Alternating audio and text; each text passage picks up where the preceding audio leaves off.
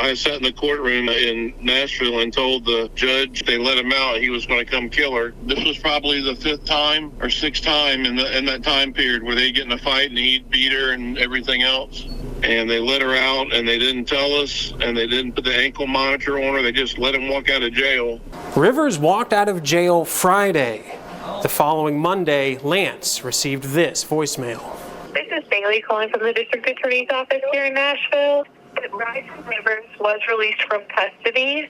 He was supposed to report straight to a GPS company and be put on a GPS monitor, and he was not to leave Davidson County.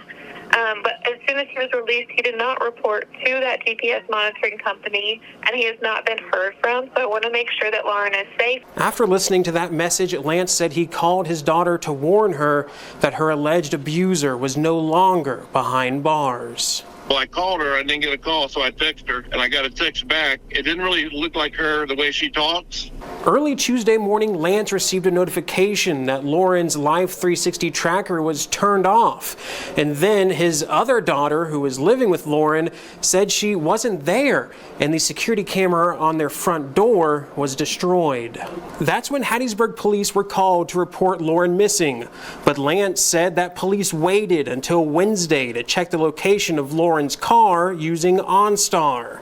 And when detectives called Lance to tell him, I knew she was dead. When we got there, her car was out like in the middle of the cemetery. She was in the back of the car wrapped up in a bunch of sheets and trash bags. And she was basically beaten to death.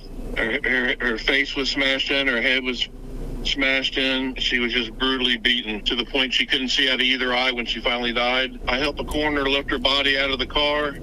It was just mutilated. Lance said he can't believe Rivers was let out of jail with a reduced bond and no monitoring system. I think the criminal justice system in Nashville, Tennessee, failed my daughter and our family. The world shouldn't work this way.